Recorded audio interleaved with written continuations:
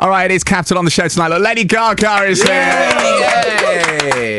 Oh, it's such a pleasure to have you on the show. Thank you. I'm so happy to be here. We spoke on the phone a while back and you were saying about how nervous you are about your album coming out. Have the nerves gone now? Are you just proud that it's all out there and ready to go?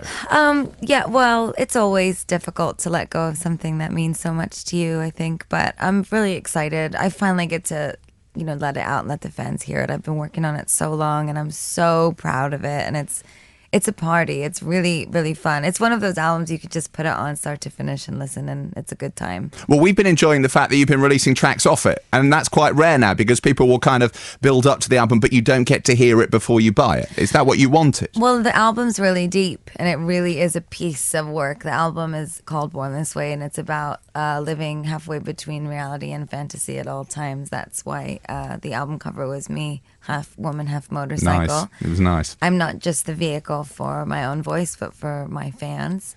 And it's about the magic of life and what's special inside of you. But it's really anthemic and rebellious and sledgehammering. A lot of 80s rock anthem influence, as well as avant-garde, underground German house music, industrial music. It's got so many different, such a blend of a lot of different sonics, and I pushed myself to a new place musically. 80s sax on the Edge of Glory as well. Well, that's amazing. We played that as soon as it was available on the to download. We got it on the show straight away, and everyone was tweeting about it, loving it, and highlight on the sax. I was crying so hard. It was really emotional because Clarence Clemens for me represents my youth because he is so much of the sound of the E Street Band. If you're a Bruce Springsteen fan, and when I was a kid, my dad used to play vinyl records, and we would dance around the living room together. So Clarence really. His sound, his sax sound, it really represents my youth. So when my grandpa died and I wrote the song, that breakdown is sort of a celebration of my youth and the death of my innocence in a way, because my grandpa was my first experience with death. But it is a really celebratory song about living life on the edge and living life dangerously.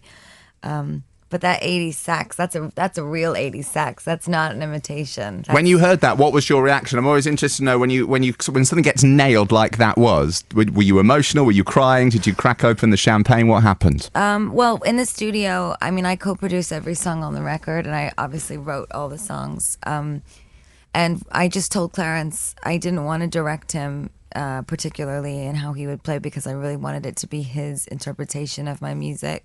So I just let him go, and I looped the track, and I said, just go for it. And I just remember he did it once, and I just said, that's it. It was in one take, and I took the actual bit that I really loved, and we just used it. I don't know why, but the song really spoke to him, and he one take, it was perfect. I didn't want to manipulate it or try to make it something that it wasn't. It was really organic. Well, it's so good to see you. Thank you for coming in on the show. Thank you. I would like to say thank you personally to you, that this has been my favorite interview that I've done, because you have asked me about my artistry and my music, and I really, really appreciate that. I feel like I just put that on my CV, I'll be honest. Lady Gaga, everyone. Lady Gaga.